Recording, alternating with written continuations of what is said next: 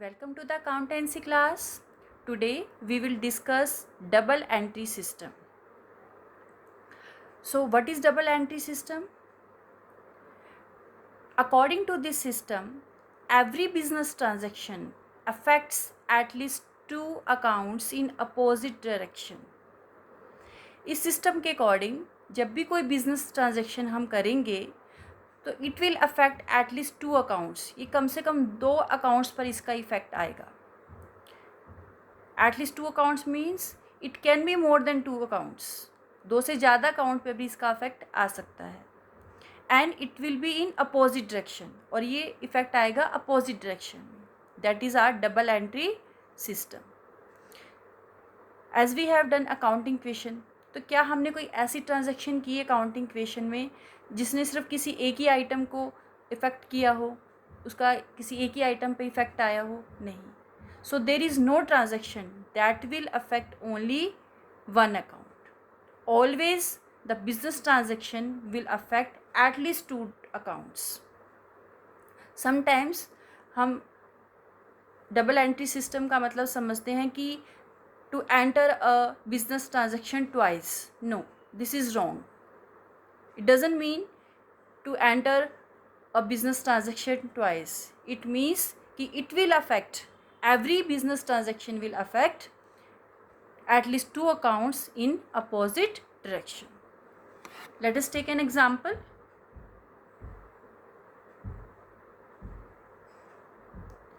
Machinery purchased for cash.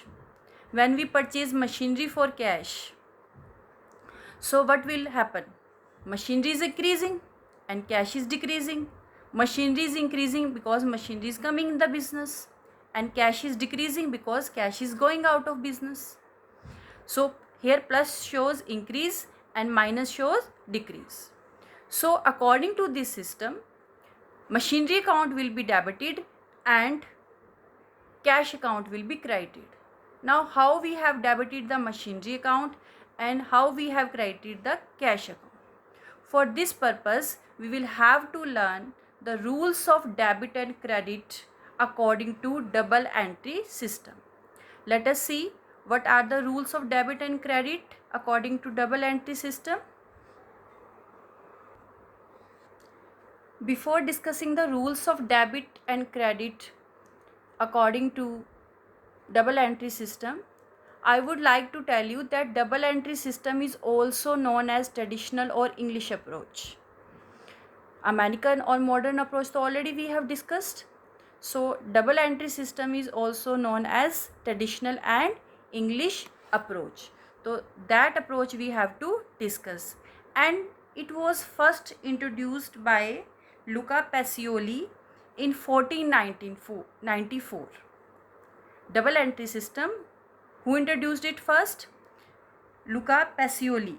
He introduced it first in 1494. He wrote a book on double entry system. So let us see what is double entry system, how it works. To understand the rules of debit and credit, first of all we will learn the classification of accounts. Accounts can be classified into two categories: personal accounts and impersonal account. Impersonal account means that is related to a person, and impersonal account, the accounts that is not related to a person other than personal account, that is impersonal account. Impersonal accounts are further divided into two parts: real accounts and nominal accounts. Now let us discuss all these type of accounts in detail. First is personal accounts. What are personal accounts?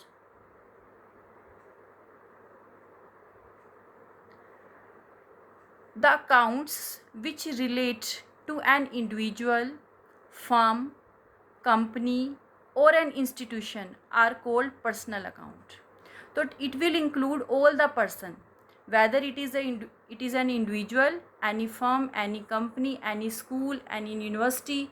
All these accounts are called personal accounts.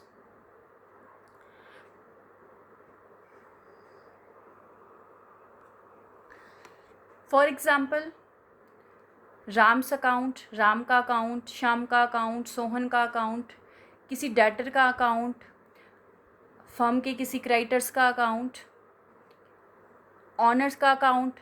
Honour का account कौन सा होता है? Capital account, drawings account, bank account, all these accounts come under personal account. Even your account, आपका account, my account, that is also personal account.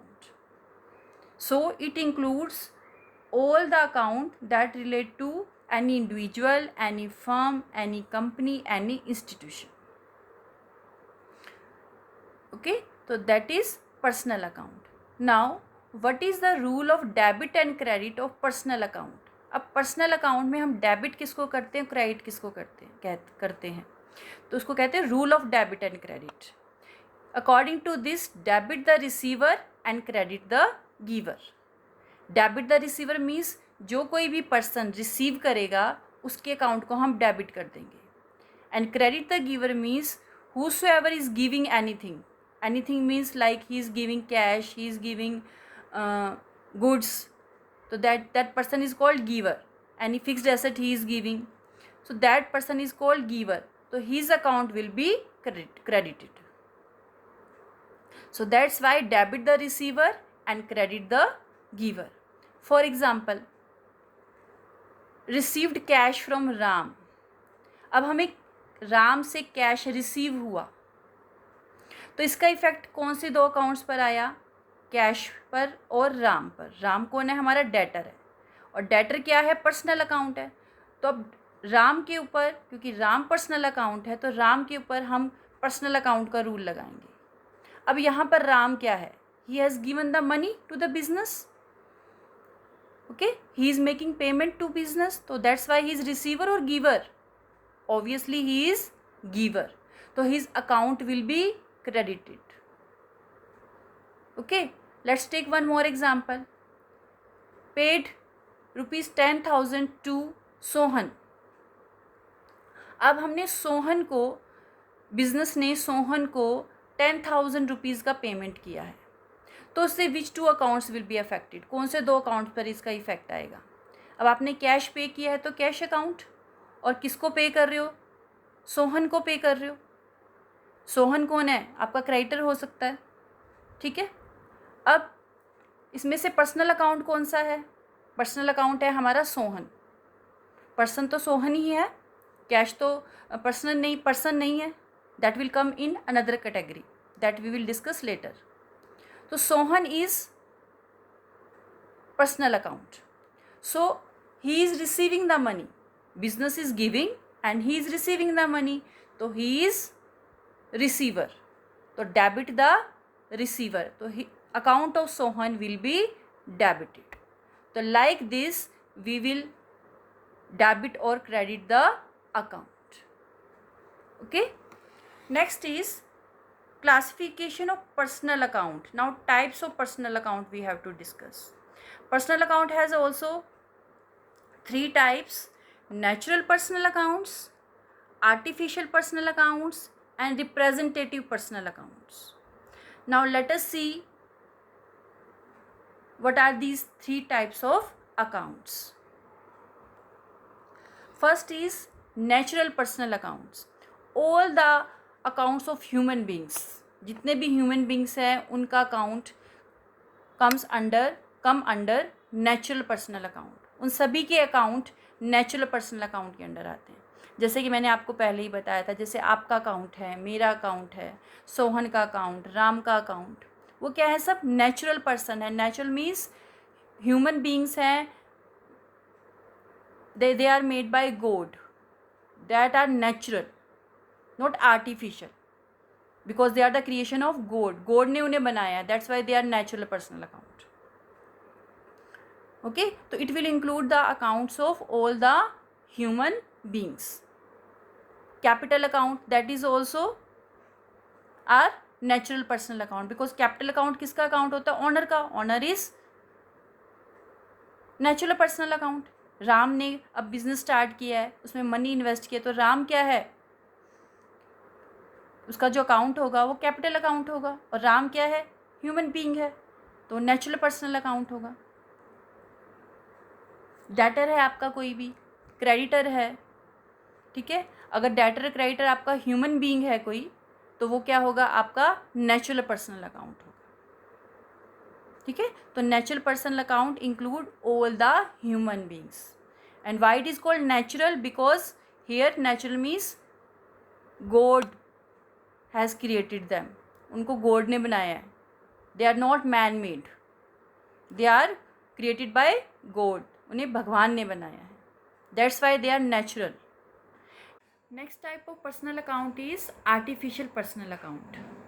So what are artificial person? First of all, so person, those do not have physical existence like human beings, but they work as person. जिनकी human beings की तरह physical existence नहीं होती, लेकिन वो person की तरह काम करते हैं. In the eyes of person they work as person, in the eyes of law they work as person. Such person are called artificial person, and they are created by law. So such person are called artificial person, and their accounts are called artificial personal accounts, like corporate bodies, account of an institution. The account of all these come under artificial personal account. Institution like any firm, account of any firm, account of any bank, any insurance company, account of any club, account of any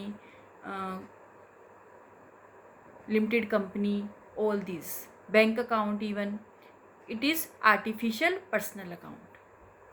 So in the eyes of law they are working as person, so that's why they are person but not natural person, they are artificial person, and their accounts are called artificial personal account. So it will include all the accounts of all the institutions, firms, corporate bodies. Next is representative personal accounts. What are representative personal account? As its name is telling us, represent, it is representing. अब ये किसे represent कर रहा है? क्योंकि ये personal account है तो ये किसी पर्सन को या ग्रुप ऑफ पर्सन्स को क्या करेगा, रिप्रेजेंट करेगा. तो जो अकाउंट किसी पर्सन को या ग्रुप ऑफ पर्सन को रिप्रेजेंट करता है उसे हम रिप्रेजेंटेटिव पर्सनल अकाउंट कहते हैं, and that is the third type of personal account. अब इसके अंदर कौन से अकाउंट आते हैं? इसके अंदर आते हैं outstanding expenses account, prepaid expenses account, accrued income account, unearned income account. अब आउटस्टैंडिंग एक्सपेंसेस, ये रिप्रेजेंटेटिव पर्सनल अकाउंट कैसे है? फॉर एग्जांपल, बिजनेस ने एम्प्लॉयज़ की सैलरी ड्यू हो चुकी है लेकिन अभी तक पे नहीं की, तो सैलरी क्या है, आउटस्टैंडिंग. तब जो आउटस्टैंडिंग सैलरी है ये किसको रिप्रेजेंट कर रही है? ये उन ग्रुप ऑफ पर्सन को रिप्रेजेंट कर रही है जिनकी सैलरी ड्यू हो चुकी है लेकिन अभी तक उन्हें नहीं मिली, जिनको बिजनेस ने अब तक पे नहीं की. तो it is representing group of person. तो दैट्स वाई आउटस्टैंडिंग एक्सपेंसेस और आर रिप्रेजेंटेटिव पर्सनल अकाउंट. तो outstanding salary is representative personal account. Next is prepaid expenses. Prepaid expenses क्या होते हैं? Expenses that are paid in advance, that are not due but paid in advance, that are prepaid expenses. For example, rent. अब हमने क्या कर दिया, rent है वो एडवांस पे कर दिया जो भी ड्यू नहीं हुआ था, ठीक है. तो ये किसको रिप्रेजेंट करेगा? Prepaid rent. ये उस पर्सन को रिप्रेजेंट करेगा जिसको हमने एडवांस पेमेंट किया, यानी लैंडलॉर्ड. तो ये किसको रिप्रेजेंट कर रहा है? लैंडलॉर्ड को. तो like this, prepaid rent or prepaid expenses represent a person or group of person. Accrued income. Accrued income क्या होती है? Income earned but not received. Income जो हमने अर्न तो कर ली बट रिसीव नहीं हुई. अब जैसे रेंट है, ठीक है, रेंट क्या हो चुका है, हमने किसी को बिल्डिंग रेंट पर दे रखी है, ठीक है। अब वो रेंट हमने क्या किया है, अर्न तो कर लिया है, लेकिन अभी तक उसने हमें क्या नहीं दिया, कोई भी अमाउंट उसके रिगार्डिंग नहीं दिया, तो हमारा क्या है, एक्रूड रेंट है। सो एक्रूड इनकम वो इनकम है जो earn but not receive. Unearned income, unearned income means income received in advance, जो अभी हमने अर्न नहीं की लेकिन हमने रिसीव कर ली एडवांस में। अब इनकम अर्न करने के लिए क्या करना पड़ता है, हमें अपनी कोई सर्विसेज प्रोवाइड करनी पड़ती हैं, कोई फैसिलिटी प्रोवाइड करनी पड़ती है किसी को, ठीक है। तो हमने वो भी ऐसा कुछ भी नहीं किया, अपनी कोई सर्विसेज किसी को नहीं अभी प्रोवाइड करवाई, अवेल करवाई, या अपनी कोई फैसिलिटी उसको नहीं दी, लेकिन उसने हमें और एडवांस क्या दे दिया, पेमेंट दे दिया, तो वो हमारी क्या है, इनकम जो हमने अभी अर्न नहीं की लेकिन रिसीव कर ली, that is unearned income. So all these expenses or incomes like or outstanding expenses, prepaid expenses, accrued income, unearned income, they are representing someone. They are representing some person or group of person. तो account, all these account are representative personal account. अब ये जो जिसको represent कर रहे हैं वो natural person भी हो सकता है और आर्टिफिशियल पर्सन भी हो सकता है। ऐसा कोई कंपल्सरी नहीं है कि वो पर्सन नेचुरल पर्सन ही होगा, वो आर्टिफिशियल पर्सन भी हो सकता है जिसको ये क्या कर रहा है, रिप्रेजेंट कर रहा है, ठीक है। तो like this there are 3 types of account, natural personal account, artificial personal accounts and representative personal account, and rule will be debit the receiver and credit the giver. तो this is all about the types of personal account.